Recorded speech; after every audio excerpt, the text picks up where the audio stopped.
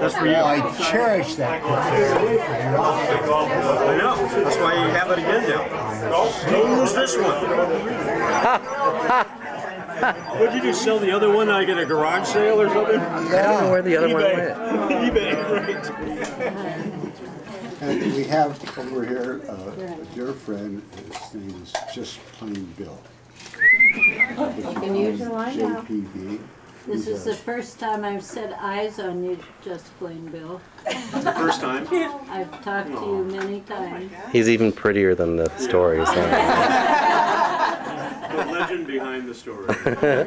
Bill became a renowned photographer. He was top instructor at Brooks Institute of Photography in Santa Barbara.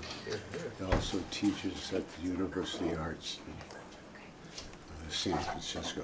And my son, his name will be mentioned by an art student. They say, oh, he's a good friend of my dad. So their hearts almost stopped.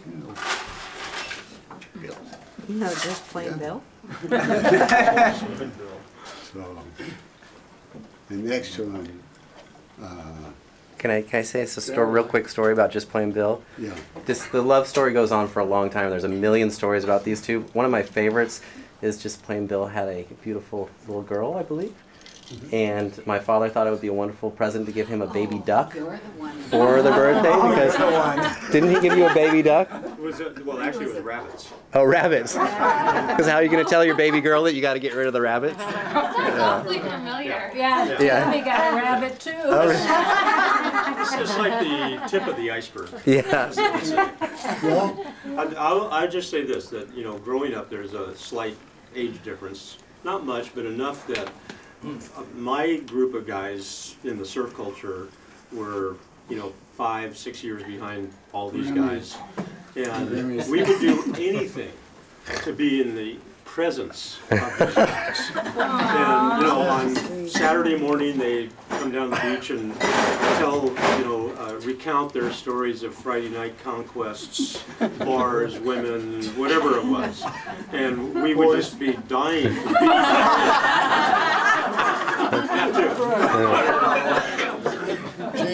And the entry into the club was not cheap. I'll just say that. It was, the entry into that club was not cheap. But we love you. The term you're going to explain to the people. Hey buddy, your fish is dead. Your fish is what? Honey, tell the halibut story. Well, the halibut story. Okay, this is it's. I'll try and do it in 3 minutes, so it's not the original 20-minute length. In trying to break into the status of the Jeeptism, one day, I think I was probably 20 years old, I found myself at 22nd Street going on a surf trip with Jeep and another fox, Mobley, to Huntington Beach to get some waves. And we got there about 9 o'clock in the morning and there were no waves. So on the way back, these guys said, and I was driving, I had a 65 Chevelle 2-door station wagon, buffed out car. And on the way back, these guys said, pull over here to the first liquor store. So I pulled over to the liquor store at 9 o'clock in the morning, and they come out with like 3 bottles of Cook's champagne.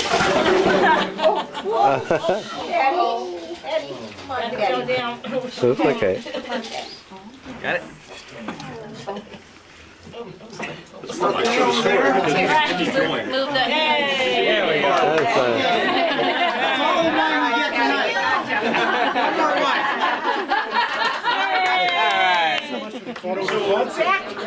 So we made about 3 or 4 of these stops. 3 or 4 of these stops at liquor stores on the way back from Huntington Beach that morning, and we got back to Fox's house in Redondo at about. We stopped someplace to find something on the beach. Well, we won't get into that, but we wound up getting back to Mobley's house at about noontime, and everybody was completely inebriated. And to get close to the door, they asked me to drive up on the curb so they didn't have to walk so far, which I did. Blew out the tire, and so I'm changing the tire down below, upstairs on the balcony of Fox's apartment, his condo, and I see Jeep holding a stack of records, you know, the old big 33s. and Fox has what looks like a .22 rifle. And I'm looking up there going, wow, what are those guys doing? And then Fox apparently has to go to the restroom, so he puts the gun down and the rifle.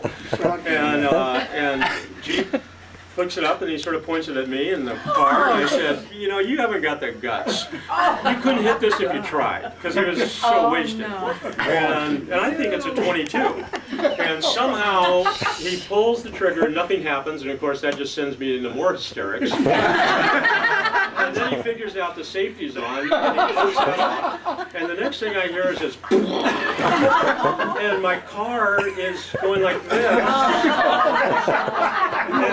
And there was all these little black spots, and then all the windows went in.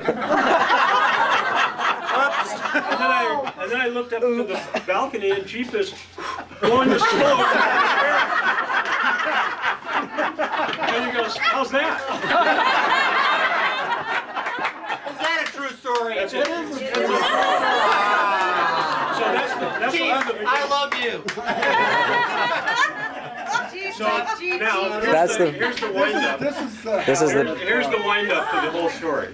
So needless to say, you know, I'm this 20-year-old kid, and these guys are just—they think this is the most hysterical thing, and I'm going, oh my God, what am I going to tell my insurance guy? And I drive back to 22nd Street to console with all my guys, and they're just going, who did that? Well, Jeep did that. So then that evening, or the next morning actually, I pull into a gas station. Now I parked my car on the opposite side of our house so that my mom wouldn't see what happened. That was like 15 minutes, and she came in, what happened to your car? Oh, well, we had a hunting accident. So the next morning, I go to a gas station, and the guy, you know, this is back when they used to service your engine. So the guy pops open the hood, and he's sort of looking at me strange, and he comes back and he goes, your fish is done. Oh, no. What are you talking about? He goes, no, your fish is done. I go, look at buddy, I've had a tough day. You can see my friend shot my windows out of my car. I don't need any bullshit from you.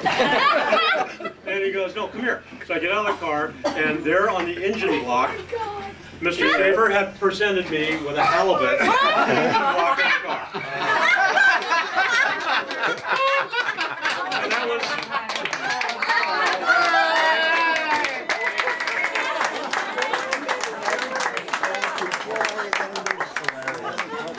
So that was probably 40-some years ago, and I've been waiting for the payback.